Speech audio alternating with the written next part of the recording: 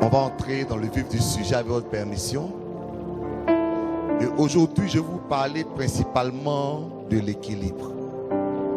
De l'équilibre. Vous savez, les symboliques des chiffres sont importantes dans la Bible. Il n'y a pas de nom, même de nom qui soit inutile dans la Bible. Et en avril, nous sommes le 4e mois. Et le chiffre 4 a une signification très spéciale. Le chiffre 4 est le chiffre de l'équilibre. Quand vous lisez la parole de Dieu, vous verrez que devant le trône de Dieu, il y a 4 êtres vivants. Vous verrez que pour que Éden soit arrosé, il y a 4 fleuves. Vous verrez pour que la vie revienne dans les ossements desséchés, il y a 4 vents. Chaque fois que Dieu fait quelque chose dans sa complétude, dans sa totalité, le chiffre 4 est invoqué. En fait, le chiffre 4 n'est pas seulement la complétude dans la Bible, mais même dans la vie courante. Ce chiffre-là indique toujours l'équilibre. Il y a les 4 saisons, il y a les 4 personnalités. Vraiment, on peut trouver le chiffre 4 partout où il s'agit de bâtir l'équilibre. Et aujourd'hui, je vais vous parler d'équilibre.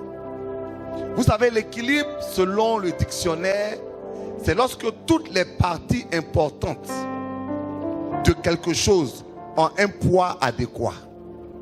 Donc, le déséquilibre, c'est quand une partie de la vie de quelqu'un ou une partie de quelque chose qui est important n'a pas le poids qu'il faut. On va lire la parole de Dieu, s'il vous plaît. Et on va commencer notre lecture par Apocalypse chapitre 4, le verset 7. Et je lis. On va lire verset 6. Il y a encore devant le trône de Dieu comme une mer, semblable à du cristal, au milieu du trône et autour du trône, il y a 4 êtres vivants, remplis Dieu devant et derrière. Le premier être vivant est semblable à un lion. Le second être vivant est semblable à un veau ou à un bœuf, selon ce que la version que vous trouverez. Le troisième être vivant a une face d'un homme, à la face d'un homme. Et le 4e être vivant est semblable à un aigle qui vole. Que Dieu bénisse sa parole. Chers amis, j'ai dit que 4 était le chiffre de l'équilibre. Il se trouve que ces 4 êtres vivants sont déjà apparus dans la vision du prophète Ézéchiel. Et dans cette vision, c'est exactement les 4 mêmes animaux qui sont décrits. Et si vous voyez la parole de Dieu, vous verrez qu'il y a aussi 4 évangiles. Donc, je vous ai parlé de équilibre. Donc, l'équilibre se trouve aussi dans la personne de Jésus et dans son ministère. Et les 4 êtres vivants sont 4 faces du ministère de Jésus. Et donc, sont 4 situations, 4 aspects qui sont importants pour chaque chrétien. Voyons ensemble. Il est dit qu'un des animaux a une face de veau ou une face de bœuf. Il y a un autre qui a une face de lion. Il y a un autre qui ressemble à un homme. Et il y a un 4e qui est semblable à l'aigle. Lorsqu'on parle de l'aigle, on parle de la spiritualité de notre Seigneur. Il est dit que Jésus était fils de Dieu. Et ça, c'est l'évangile de Jean. Lorsqu'on parle, je prends au hasard, lorsqu'on parle par exemple du bœuf, on parle du Jésus le travailleur. Et ça, c'est l'évangile de Marc.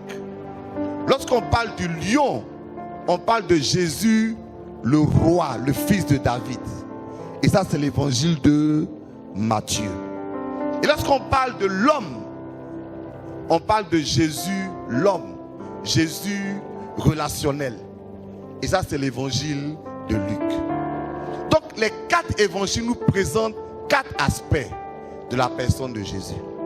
Mais ce sur quoi je veux insister ce soir, c'est que ces 4 aspects représentent aussi les 4 domaines de l'équilibre d'un être humain. Et ces 4 domaines sont quoi? Le spirituel, la santé, le social, le substantiel. J'appelle ça les 4 S. Le spirituel, la santé, le social, le substantiel. Vous voyez, Dieu n'est pas un Dieu déséquilibré. Dieu est un Dieu équilibré. Ce que Dieu veut, c'est que nos vies soient solides dans ces 4 aspects. Et c'est l'apôtre qui dit, bien-aimé, je souhaite que tu prospères à tous égards et sois en bonne santé comme prospère l'état de ton âme. Je sais que je ne suis pas en train de prêcher, mais permettez qu'on puisse le dire ensemble. Le spirituel, la santé, le social, le substantiel. Quand je parle de spirituel, je parle de notre relation avec Dieu. Quand je parle de santé, je parle de notre corps, de notre santé physique et même notre santé mentale. Lorsque je parle du social, je parle de nos relations avec les autres. Je parle de notre famille, je parle de notre mariage, je parle de nos enfants. Je parle de nos amitiés. Et lorsque je parle du substantiel, c'est que je parle des ressources matérielles. Je parle d'argent. Dis avec moi le spirituel. Dis avec moi la santé. Dis avec moi le social. Et le dernier, c'est quoi? Que Dieu vous bénisse en ensemble. Que Dieu vous bénisse. Donc, nous comprenons que Dieu est un Dieu d'équilibre. Je vous ai dit plusieurs fois qu'il y a le chiffre 4. Il sort, ceux qui étaient avec moi le jeudi, qui étaient là le jeudi. Je vous ai parlé des 4 fleuves qui sortaient. Et donc, comment nous avons 4 dimensions à notre percée financière. Dis Amen. Et comment Dieu attend que nous ayons au moins 4 types de projets. Parce que Dieu est le Dieu de l'équilibre. Dieu est le Dieu qui veut que nous ne puissions pas abandonner un aspect de notre vie. Mais ce soir, je vais vous parler du spirituel, du social, de la santé et du substantiel. Que Dieu vous bénisse abondamment.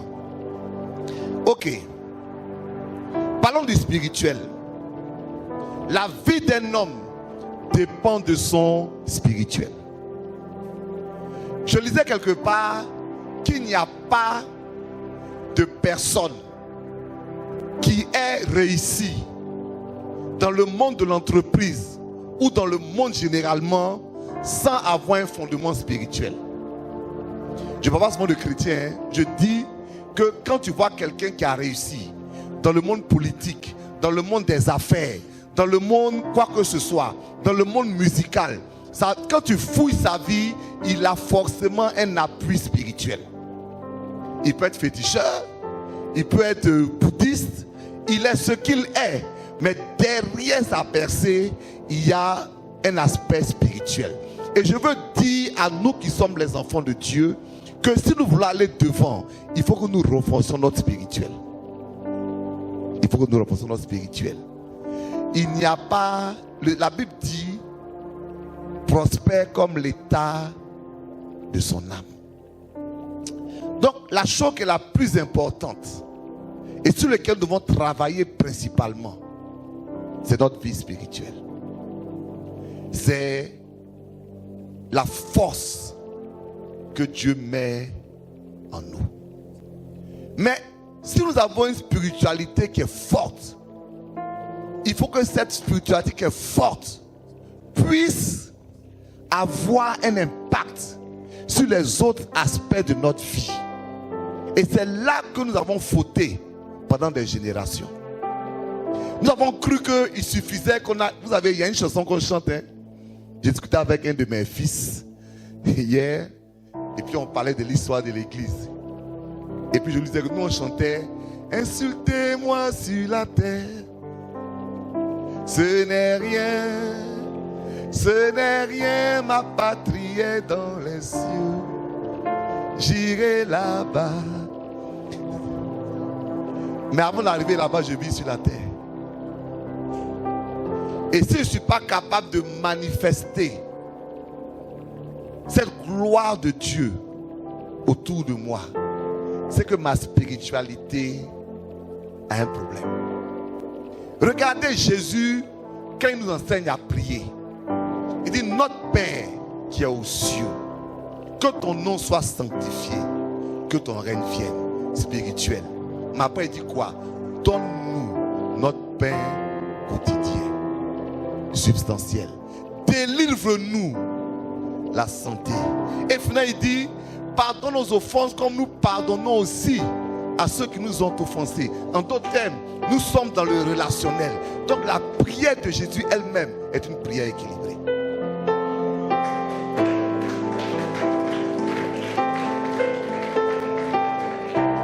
Dieu lui-même est le Dieu de l'équilibre. Parce que quand tu donnes les différents noms de Dieu, tu t'aperçois qu'il est concerné par tous les aspects de notre vie. C'est Yahweh Jireh, le Dieu qui pourvoit. C'est Yahweh Shalom, celui qui nous donne la paix. Mais aussi Yahweh Rapha, c'est le Dieu qui guérit. Alléluia. J'ai oublié quoi? Il est Yahweh tout court, celui qui a la vie en lui-même et à qui nous avons une relation personnelle. Est-ce que je parle à quelqu'un ce soir? Tu as besoin de l'équilibre. L'équilibre nous rend forts. Et c'est grâce à l'équilibre que nous pouvons témoigner de la personne de Jésus. Parce que quand nous sommes déséquilibrés, la première des choses qui arrive aux chrétiens déséquilibrés, c'est qu'il est faible. Amen. Amen. Voilà. Moi, c'est parler la vérité. On peut se parler la vérité. On a beau dire que la vie spirituelle est la plus importante, quand il y a des vrais problèmes dans les autres aspects de notre vie, nous devenons faibles. Quand tu es en mauvaise santé, tu ne peux pas adorer Dieu comme il se doit.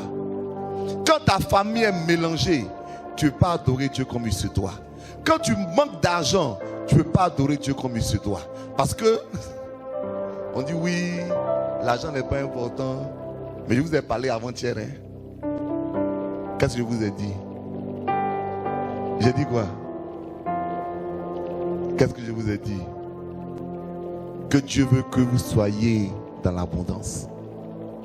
Amen. Parce que Dieu lui est un Dieu d'abondance. J'ai un ami, un prédicateur, tout à l'heure il parlait de ça. Il disait, Dieu, quand il parle de lui-même, il dit: je suis le Dieu d'Abraham, le Dieu d'Isaac et le Dieu de Jacob. Mais Dieu n'a jamais été le Dieu de Lazare.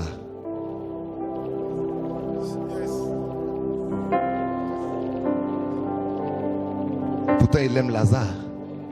Pourtant Lazare va au ciel. Mais il dit: je suis le Dieu d'Abraham. Oh, Abraham était riche. Il dit: je suis le Dieu d'Isaac. Oh, Isaac était fort riche. Je suis le Dieu de Jacob. De Jacob. Et puis Isaac devient de plus en plus riche. Ça m'a choqué, homme de Dieu. Parce que j'ai lu que Abraham était riche. Que Jacob était fort riche. N'est-ce pas? Donc que Isaac était fort riche, pardon. Et que Jacob devint de plus en plus riche. Donc non seulement ils étaient riches, mais il y a une croissance dans leur richesse. Et voilà que Dieu lui-même, qui se donne un nom, se donne le nom de ces personnes. S'il y avait un problème à être riche, il n'allait pas prendre leur nom. Dieu est le Dieu de Lazare, il était pauvre. Dieu aime les pauvres, Dieu n'aime pas la pauvreté.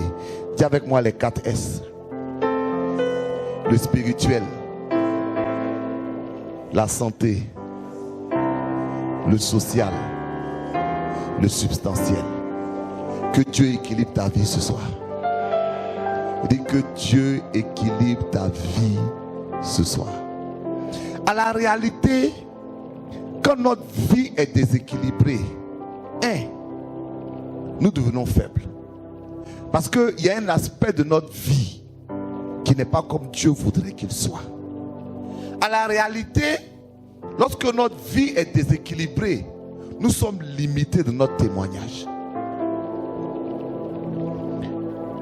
La Bible dit, vous êtes le sel de la terre et vous êtes la lumière du monde. Aujourd'hui, je parle doucement, pasteur, je peux y aller? Ça va pour tout le monde, hein? Ça va, hein? J'ai dit que je voulais prophétiser, aujourd'hui je veux parler. Je peux parler? Est-ce qu'on est ensemble? Et regardez quelque chose. Le sel et la lumière sont deux facteurs complètement différents. La lumière éclaire quelque chose dont elle est séparée. Actuellement, la lumière en haut et aucun de nous ne touche la lumière. On est d'accord? La lumière n'a pas besoin d'être en contact avec un élément pour l'éclairer. Mais le sel est différent. Chaque fois que tu prends le sel, pour que le sel donne du goût à quelque chose, il faut que le sel soit mêlé à cette chose. Dis Amen. Quel que soit, tu mets ta sauce, si tu mets le sel ici, tant que le sel n'est pas entré dans la sauce, il n'y a pas de goût à la sauce. Quand je dis vous êtes le sel de la terre, vous êtes la lumière du monde. D'abord, dans ces deux expressions, il y a le mot terre et puis il y a le mot monde. Nous les chrétiens, nous confondons la terre et le monde. La terre, c'est la réalité dans laquelle Dieu nous a mis. Mais le monde est un système diabolique. Tu es toujours avec moi? Dieu ne veut pas que tu sois dans le monde, mais il veut que tu sois sur la terre. Dieu veut que tu éclaires le monde, mais que tu te mélanges à la terre. Donc quand il se trouve que les chrétiens se privent de domaine, chrétien ne fait pas politique, chrétien ne fait pas affaires, chrétien ne fait pas musique, chrétien ne fait pas, qui va donner le sel à la musique? Qui va donner le sel à la politique? Qui va donner le sel aux affaires? C'est la raison pour laquelle ta vie doit être équilibrée. Parce que si tu dis alléluia, amen, tout, et puis ton foyer est mélangé, tu ne peux pas témoigner de Jésus aux gens qui ne le connaissent pas. Si tu dis alléluia, amen, et puis tu n'as jamais d'argent, je te promets que les gens ne vont pas vouloir suivre ton Jésus. Amen. On va faire comme cette chante-là. Il y a un chant qu'on dit tu peux tout, tu peux naître de nouveau, tu peux tout recommencer, balayer ta vie passée et repartir à zéro. Elle ne connaissait pas bien le chant, donc elle chantait et repartir à vélo. Repartir à vélo. Le gars dit si tu venais ma voiture, tu as qu'à repartir à vélo avec Jésus pour berger. Jésus est mon bébé, je repars à vélo. Non, nous ne voulons pas que les gens repartent à vélo avec Jésus pour berger. Nous voulons qu'on fait comprendre aux gens que Jésus que nous adorons et que nous prions, il peut toucher notre vie spirituelle, il peut toucher notre santé, il peut toucher notre vie sociale et il peut toucher notre substantiel. Je n'ai pas entendu ton amen. La grâce de l'équilibre. La grâce de l'équilibre. Vous avez la santé est quelque chose qui est très important. Tout le temps où Jésus faisait son ministère, dès qu'il a lié son ministère spirituel, il a automatiquement connecté à la santé.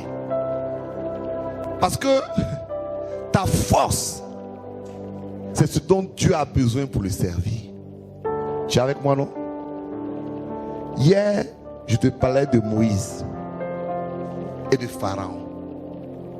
Vous allez vous apercevoir que Pharaon a pris les 4 S captifs et qu'il n'a pas voulu libérer les 4 S, mais les a libérés au fur et à mesure. Lorsque Moïse est arrivé devant Pharaon, Pharaon a dit à Moïse, il dit, vous allez partir servir Dieu, point. Point. Spirituel. Après, quand Moïse insistait, il a dit, ok, les hommes valides, les hommes, le mot de la Bible dit clairement, les hommes valides iront servir Dieu. C'est la santé. Quand Moïse insistait, il a dit, ok, les hommes valides, mais vous irez, vos femmes et vos enfants. C'est le social. Et le dernier qui a été libéré, c'est le substantiel. C'est lorsque Pharaon était obligé de dire, prenez vos bœufs et vos brebis et puis allez. J'ai compris quelque chose. C'est que aux yeux du diable, il y a une hiérarchie. Et dans cette hiérarchie, contrairement à ce qu'on croit, le spirituel, est-ce qu'il est prêt à libérer le plus facilement?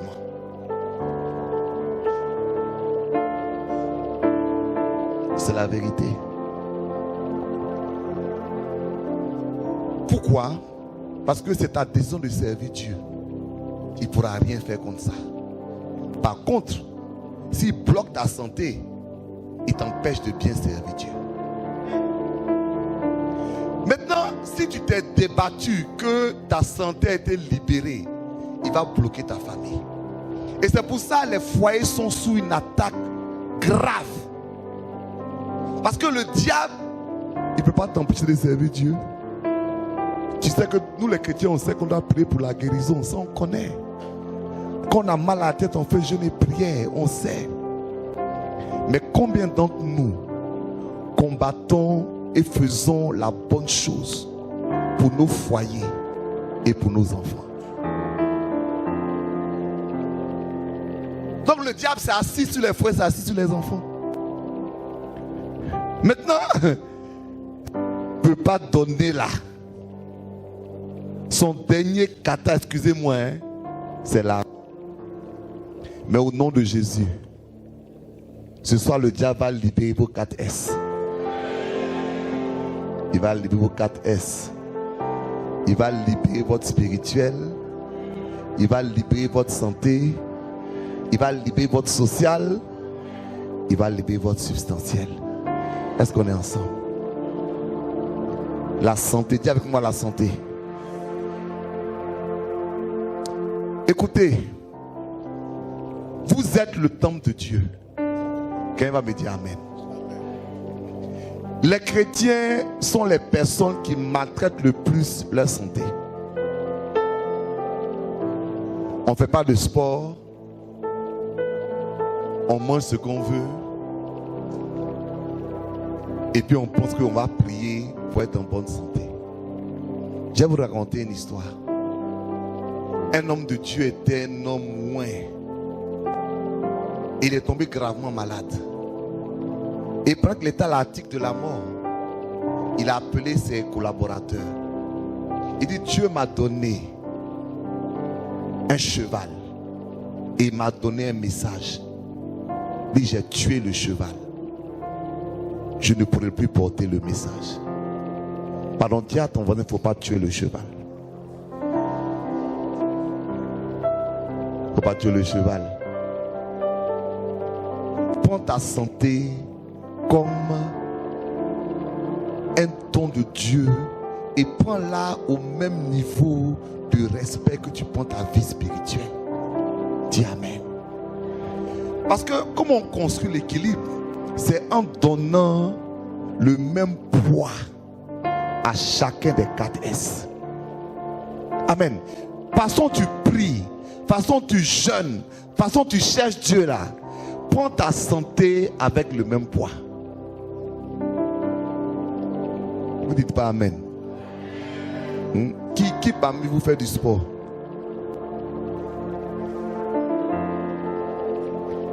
Je ne parle pas de sport et télécommande, pas de sport où tu cours.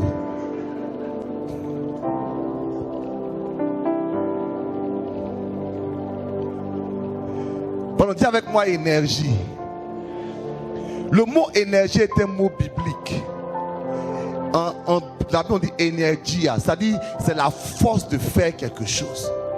Cette force-là se trouve dans la puissance de notre corps. C'est pourquoi la Bible dit que ceux qui se confient en l'Éternel renouvellent leur énergie. Ils renouvellent leur force comme l'aigle. Pourquoi? Parce qu'ils ont cette capacité de prendre soin de leur corps. Prends soin de ton corps. Arrête de manger ce que tu veux. On ne dit pas Amen.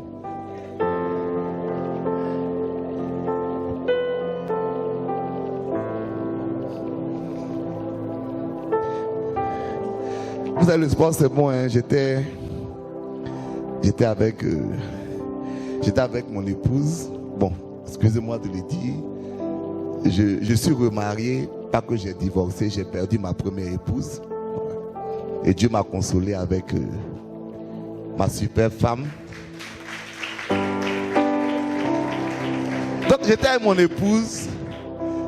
Je suis plus âgé qu'elle, hein, et on est parti d'un pays étranger. Et puis on demandait des renseignements. Donc je suis venu. Il m'a demandé, je devais donner mon nom, tout ça. Et ma relation avec la personne, c'était dans un centre de santé. Et donc j'ai dit oui. J'ai dit oui, je suis son époux. Le gars l'a fait comme ça. Il dit, vous êtes son mari? Il dit oui. Il dit, mais vous avez quel âge? Il a dit, mais où est ton problème? C'est quoi ton problème? Ça veut dire simplement que je ne faisais pas mon âge. Et jusqu'à présent, je ne le fais pas. Pourquoi? Parce que je prends soin de mon corps. Et vous savez pas, je prends soin de mon corps? Parce que il y a des programmations que nous faisons. Oui, je veux être rasé de jour. Tu veux être rasé de jour en fauteuil roulant, ou bien tu veux être rasé de jour en goûtant la vie que Dieu va te donner. Amen, amen. Amen. Si tu ne prends pas soin de ton corps, si tu ne pries pas pour ton corps, même la bénédiction que tu penses avoir, tu ne vas pas l'avoir. Dis amen. Dis avec moi santé. Donc à partir d'aujourd'hui, prie pour ta santé, prends soin de ta santé. Qui est homme? Tu es un homme, vous êtes serviteur de Dieu? D'accord? Qui est serviteur de Dieu ici? Homme de Dieu. Tu sais que les patients sont ceux qui meurent le plus, non? Non! C'est une statistique réelle. Il y a un médecin qui va à une conférence de pasteurs. Il les a pris. Il a fait les tests. Diabète, hypertension artérielle, toutes sortes de maladies. Pourquoi? Amen. Parce que quand je parle de santé physique, je parle de santé mentale. Dis amen. Quand je parle à quelqu'un, je lui ai dit, mets tes émotions en congé. Il y a des jours où il faut simplement oublier les problèmes, oublier les chrétiens, oublier les challenges, oublier.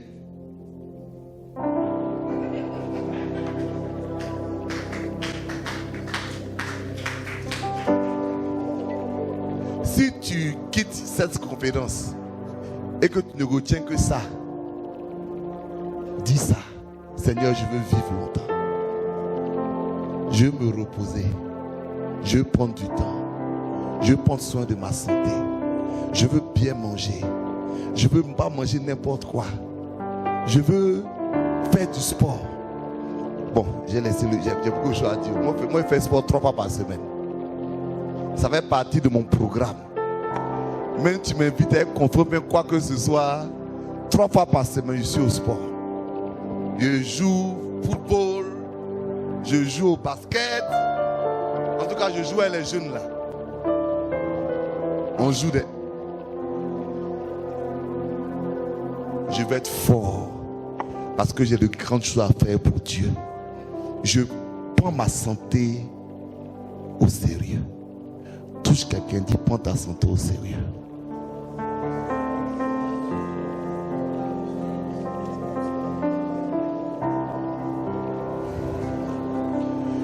Touche, dis prends ta santé au sérieux. Ok. Si tu prends ta santé au sérieux, je vais avancer rapidement. Mais est-ce que tu sais que nous là, pourquoi les gens meurent vite en Afrique? Donc vous savez que l'espérance de vie en Côte d'Ivoire, c'est combien? Hein? C'est autour de 50 ans. L'espérance de vie en France, c'est combien? Combien? Non, c'est 80 et quelques ans.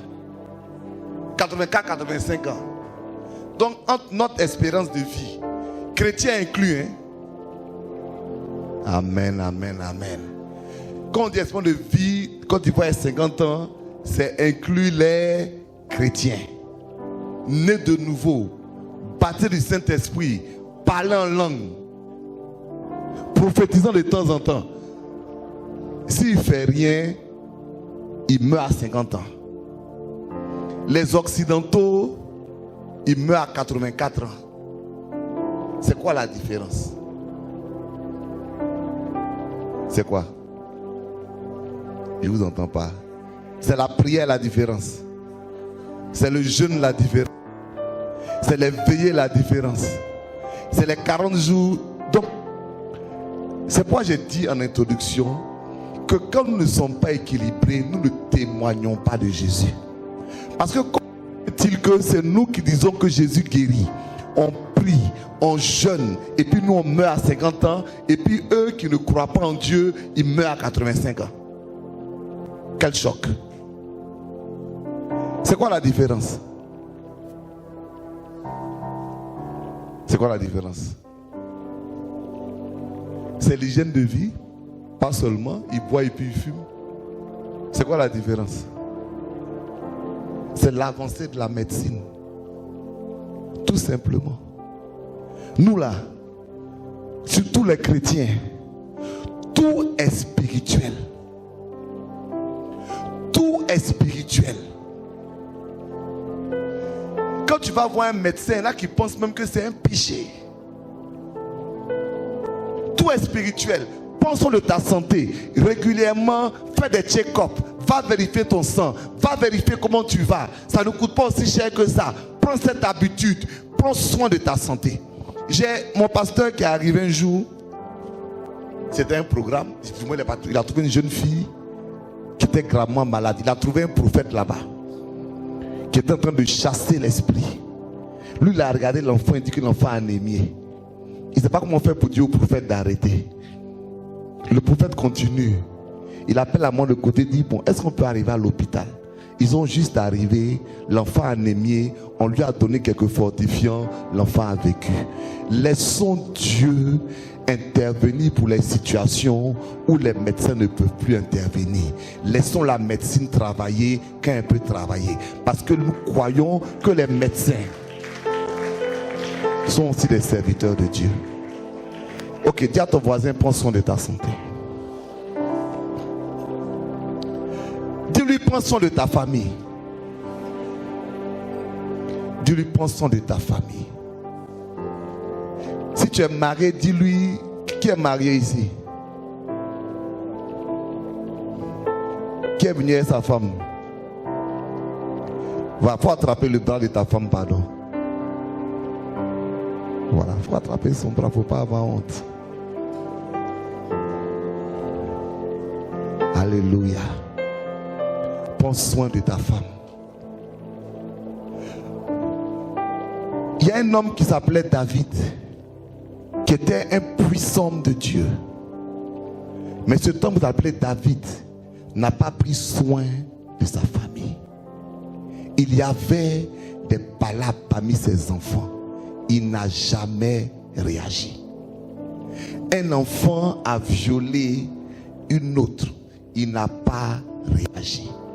L'autre a tué l'autre. Il n'a pas réagi.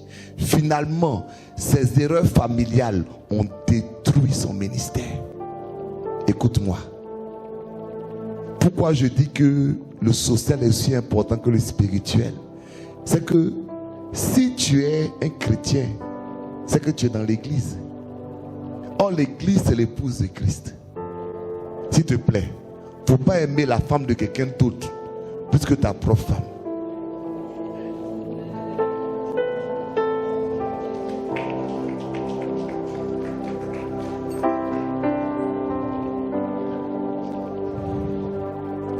Prends soin de ta femme. Dis amen. Prends soin de ton mari. Dis amen. Ça fait partie de ce que Dieu attend de toi en tant qu'un enfant de Dieu. Quand Dieu te regarde, il regarde ton foyer. Il veut savoir si ta femme est heureuse. C'est le psalmiste qui dit, dit, heureux l'homme qui craint l'Éternel. Sa femme est comme un arbre planté dans sa maison.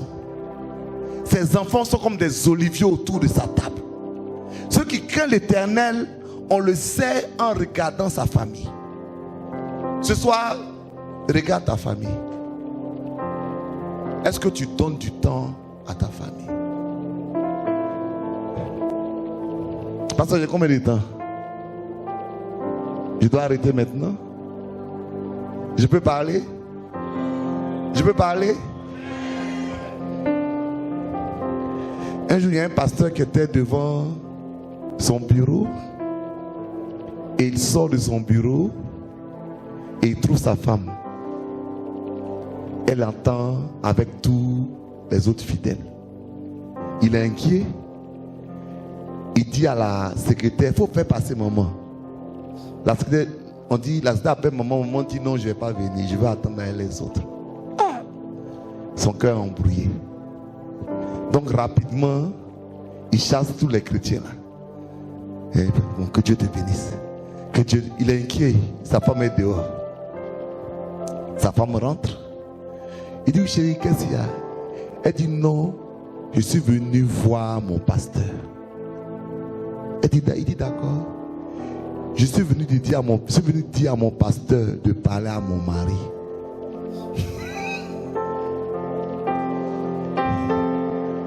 Vraiment, pasteur, je suis venu te voir aujourd'hui.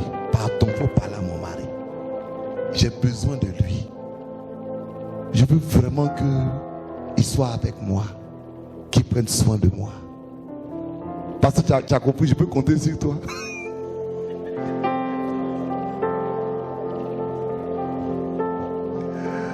Alléluia. Que Dieu bénisse les foyers. Tout à l'heure, j'ai prié pour les 4 S. Que Dieu bénisse les foyers. Que Dieu bénisse les femmes. Ma soeur, prends soin de ton mari. Je n'ai pas le temps de prêcher. Un jour, j'étais à un séminaire et puis je disais, une femme dans la vie de quelqu'un, c'est Dieu dans sa vie. Et puis, on m'a dit pourquoi. Il dit oui, c'est parce que quand Dieu a créé la femme, il dit je lui fais une aide semblable. Dis amen. Mais le mot aide en hébreu, c'est le mot Ézer. Et le mot Ézer est employé des dizaines de fois dans la Bible. 21 fois. Les 20 fois où le mot Ézer est employé, c'est pour parler de Dieu. La seule fois où le mot Ézer est employé, c'est pour parler de la femme. La femme est le Ézer de l'homme. C'est Dieu dans sa vie. Soit Dieu dans la vie de ton mari. Soit Dieu dans la vie de ton mari. Amen. Dis avec moi, social. Dis avec moi, substantiel. Que Dieu te bénisse matériellement. Que Dieu te donne des ressources. Donc, c'est quoi l'équilibre? C'est la capacité à conduire nos vies autour de ces 4 axes. C'est la capacité à être un homme spirituel, en même temps à être un homme en bonne santé, en même temps à être un homme dont la vie sociale est bénie, et puis en même temps à être un homme dont la vie substantielle est bénie. Quand les 4 sont dans ta vie, tu es un homme et une femme bénie. Quand un manque, tu ne peux pas vraiment dire que ta bénédiction est totale. Il y a un manque dans ta bénédiction. Ce soir, je veux que la grâce des 4 S soit sur votre vie. Je ne veux pas qu'il y ait un déséquilibre quelconque, mais que chaque aspect de la vie soit équilibré. Premièrement, priez tous les jours pour les 4 aspects de votre vie. Ne laissez pas les aspects négligés pour dire j'ai prié seulement pour aller au ciel, mais prie pour ta santé régulièrement. Prie pour ton foyer, pour ta famille régulièrement. Prie pour ton argent régulièrement. Dis amen. Deuxièmement, entends des messages qui sont équilibrés. Écoute des messages qui sont équilibrés. Honnêtement, Moi j'ai un secret. C'est que je me connecte avec différents types de personnes. Il y a des gens, quand tu les vois prêcher tous les jours, ils vont parler d'argent. Tu vois? Mais ne le juge pas. Parce que chacun a reçu ce qu'il a reçu de Dieu. Et quand tu vois quelqu'un qui est en train de marcher sur l'eau, ne crie pas en l'appelant ton fantôme. Qui puisse t'appeler et te montrer comment on marche sur l'eau aussi. Je parle de quoi? Jésus était en train de marcher et les disciples étaient dans la barque. Ils ont vu Jésus marcher sur l'eau. On dit c'est un fantôme. Quand quelqu'un fait quelque chose que tu ne peux pas faire, ne le critique pas, ne le juge pas. Il va peut-être t'appeler et te dire sors de ton bateau et puis viens marcher comme moi. Il y a quelqu'un qui va t'influencer. Il faut te connecter avec différents types d'influences. N'aie pas l'habitude d'entendre un seul message, un seul type de message, mais une vie équilibrée. Est-ce que ça va ce soir? Dis avec moi l'équilibre. Je vais terminer. Que la grâce de la stabilité soit sur ta vie. Que Dieu se souvienne des 4 S de ta vie. Qu'il n'y ait pas un seul S qui soit déséquilibré. Que tu ne sois pas connu comme l'homme qui prie, mais dont le foyer est attaqué. Que tu ne sois pas connu comme l'homme qui prie, mais qui n'a rien. Que tu ne sois pas connu l'homme qui prie, mais dont la santé est vacillante. Que tu sois l'homme qui prie, la femme qui prie, mais qui est bénie socialement. Que tu sois l'homme qui prie, la femme qui prie, mais qui est bénie financièrement. Que tu sois l'homme qui prie, la femme qui prie et qui est fort comme un bœuf. Sois béni au nom de Jésus.